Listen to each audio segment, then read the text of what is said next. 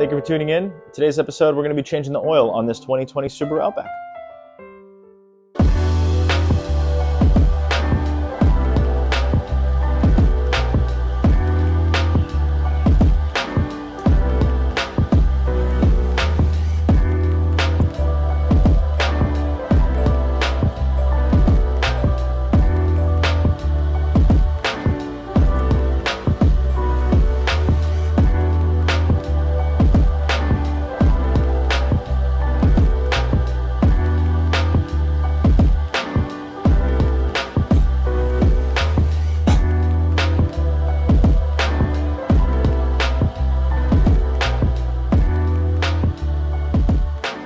So doing an oil change is pretty basic for the most part, right? However, it's still very dangerous if you don't know how to properly lift a vehicle, support it with jack stands. It seems very basic, and it is, but if you've never done something like this before, I'd recommend taking it to a professional. If you truly don't feel confident, you could potentially damage the car, or worse, hurt yourself. So just be very cautious. If you're not comfortable, again, don't tackle it and just take it to a pro. So be very careful, and just warning, basically. When doing an oil change, the first thing you want to do is locate where the engine oil filter is. On this case, on Subarus, they're right up top, which is very convenient. And this is the fill here. So Subaru makes it very easy. I also recommend laying down some kind of fabric or plastic or something, just in case you spill some oil. It doesn't end up on your driveway, garage, whatever. So although there is a shield underneath, in this specific car, which is the Outback, you don't need to take any of this stuff off, which is fantastic. The oil filter is up top, so the drain plug is actually right back here. There is a little cutout for the drain plug. So that's the plug right there inside. So we're just gonna remove that and it'll drain from there. All right, some tools that you're gonna need. 14 millimeter socket, a little bit of an extension so you have some clearance. You don't need a funnel, but it makes things a lot easier. Oil filter and recommended oil. This car has about 150,000 miles. It's 2020, the client does a lot of driving. What I like to start off with anytime you're doing an oil change is to remove the fill cap, so that way you can let the oil drain easier. Make sure you have a drain pan, of course. Drain plug gasket, very, very important. Gets often overlooked, but typically a lot of places will just reuse the gasket, reuse the O-ring or crush washer, and you get a small leak. Definitely a must.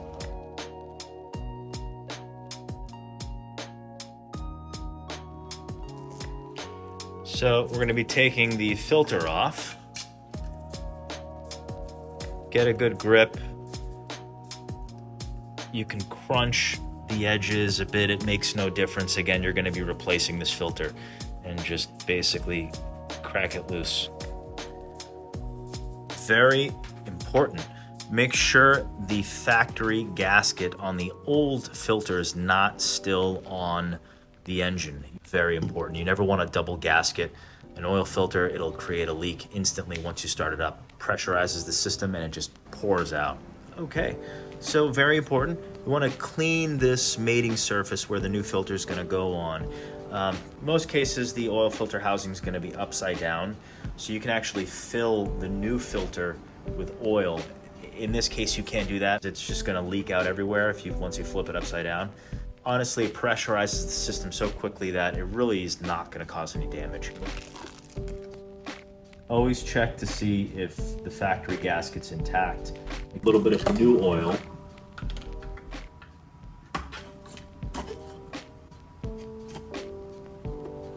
Just a small bit of oil to lubricate this gasket. New filter's ready to go on. You just want to basically put it on just hand tight. Really don't need to really crank on this, just nice and snug, and you are good to go. You get your 14mm socket ready to go.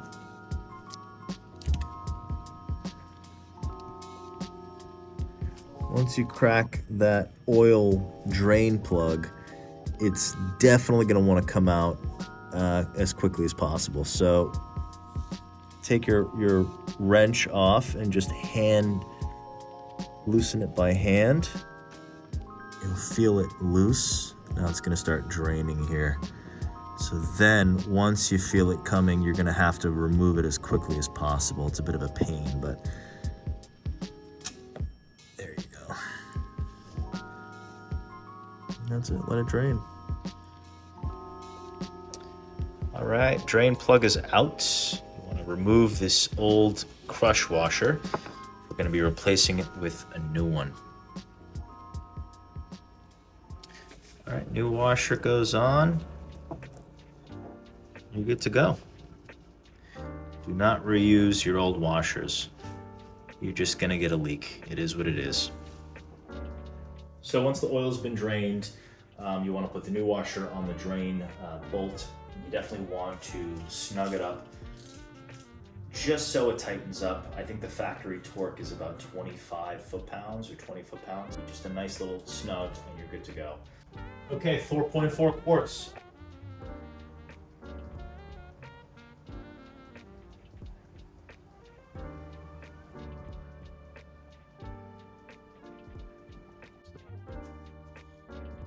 You definitely, it's at 4 quarts now, and it's just about right here. This is the end, this is low, this is high, and it's a little too low, so you want it to be right here in the middle. So you can see this again here. So a little tough to read, but this is low, this is high. I'm still a little bit low here. You want to be somewhere in the middle. Even on the higher end, it's better to be higher than lower, so just somewhere in the middle.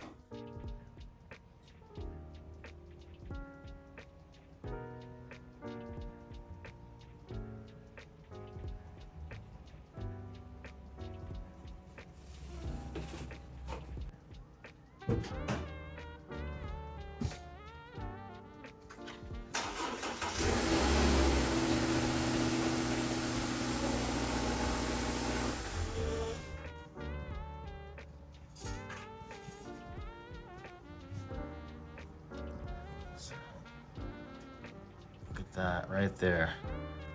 There's your low, high, right in the middle. Lastly, we have to reset the oil maintenance light. On this Outback, it's actually very simple. So you want to go to car info, then you're gonna see maintenance on the top right. You wanna hit maintenance, and there you go. So you wanna hit reset, and then okay. Reset, good to go. Engine oil, you can actually modify this and change, let's say 5,000 miles, which I prefer. Set 5,000 miles, engine oil, boom. So 5,000 miles, it'll reset. Some manufacturers recommend going, 10,000 miles. I think that's just too long for oil. I think 5,000 miles is a safe bet for a daily commuter. You can maybe stretch that to 6, but usually 5 is the sweet spot that I've, personally found. That's it. Your oil change is complete. Safely drop the car down, take it out for a test drive, and you're all set. That's it. If you like seeing more videos like this, basic servicing, I'll be happy to upload more. Like, subscribe. If you have any questions, please feel free to comment below, and I'll see you next time.